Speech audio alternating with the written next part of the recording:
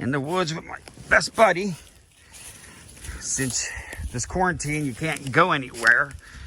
Can't go to bars because they're closed because of quarantine. You can't go to strip joints because of social distancing. You can't go to restaurants and eat.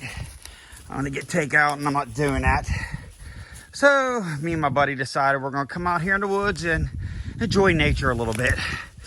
Get the stress removed and get complete relaxation and get the bad things in your life off your chest.